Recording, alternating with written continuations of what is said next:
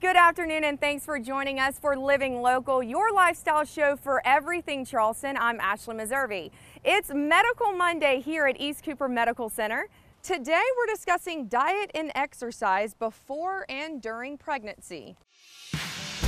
Medical Monday, sponsored by East Cooper Medical Center. So today we're talking about diet and exercise before pregnancy. So tell us about some of the ways that you can prepare your body before you get pregnant. Okay, so we recommend before pregnancy being in the best shape possible. And this means, regular exercise, good nutritious food, drinking lots of water, seeing your healthcare provider yearly to do any kind of testing to make sure you don't have any underlying medical conditions such as thyroid disease, diabetes, high blood pressure, because going forward with pregnancy, it can complicate those and make them worse. So it's important to get a baseline and know where you are. That way you can improve those conditions before pregnancy. I always think that I've had friends who say to me, I don't want to get in shape before because I know I want to, start trying again. So it actually is important that they're in their best shape. Of course, because when you go to do the delivery part, they say it's like running a marathon for your body. So it's really hard and strenuous on the body, so it's important to be in a good, healthy condition before pregnancy. Okay, so let's say you're pregnant. How do you know what type of exercise is okay, how much? So we say if you're already in an exercise regimen and you're doing something, 5 or 6 times a week, we want you to continue to do that. We want you to stay in shape because your body is used to it. And they recommend 5 to 7 days of 30 minutes of exercise daily for individuals.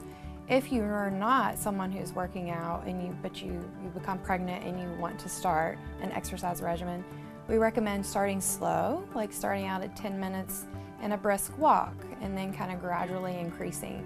We don't want anyone to jump up and jump right into the gym and start doing things that they haven't done previously. So do you have kind of a list of foods that you can eat or that you recommend they eat? What are some of those? So during pregnancy, we want you to have about 300 to 500 extra calories a day for a healthy pregnancy. And then we want it to be rich in vitamins and fruits and vegetables, protein, low-fat dairy. Chocolate sundaes and stuff like that is not what you're thinking about. Every once in a while you can treat yourself, of course. But we recommend, staying away from the big fish that have a lot of mercury. So king tao, shark, anything that has a lot of high mercury count. We want you to have 2 to 3 servings of fish a week. Making sure you're drinking lots of water. They say 8 to 10 cups a day, but if you're exercising and sweating out all of that extra fluid, then you need to consume more.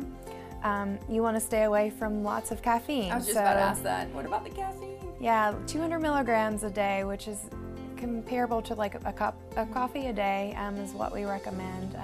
It's also important to make sure you're heating up all of your lunch meats, deli meats, till they're sizzling hot, cooking all of your meats all the way through, no more medium rare steaks.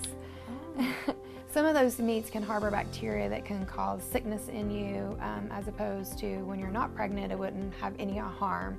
So we make sure that everyone cooks all of their meats all the way through. What is typically a good amount of weight to gain?